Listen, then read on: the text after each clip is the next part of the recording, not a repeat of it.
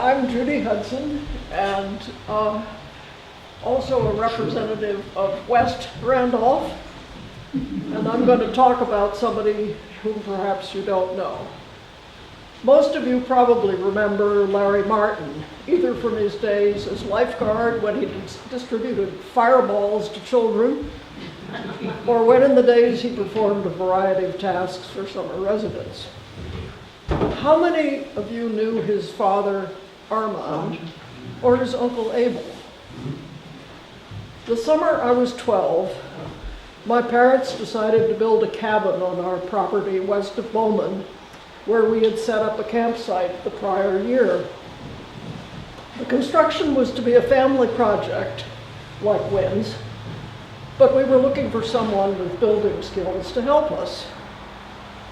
Probably Abel had first come to my father seeking medical advice. Abel had been discharged from the Army. On kitchen duty, he had been assigned for some hours to remove the innards from frozen turkeys. Afraid to complain about his task, he finally told his supervisor his hands were frostbitten, who then assigned him to the steam table to serve mashed potatoes to his fellow GIs. As a result, he sustained a permanent disability. His fingers were very stiff, the tender, thin skin stretched tight across their joints, and were often subject to infection.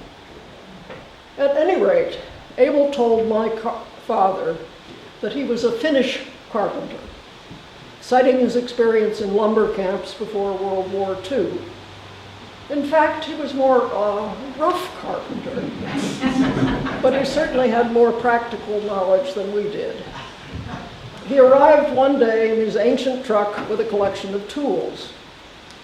Often he would bring his brother Armand along, especially when a project demanded heavy physical labor. While Armand dug the holes for the cement pillars to support the cabin, it was Abel who had told him where to dig. Abel always claimed that his brother was the brawn and that he was the brains of the family.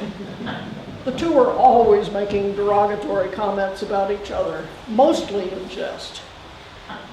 At last, the sills, floor joists, and a rough floor were in place. It was time to lay out the posts for the outside walls. Although we had an architect's plan for the cabin, Abel had never learned to read.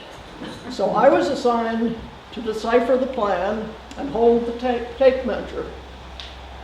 However, because I didn't know that a plain 2x4 actually was 3.5 inches wide, when we later came to measure the openings for the large plate glass windows, to everyone's surprise, each one was a slightly different width.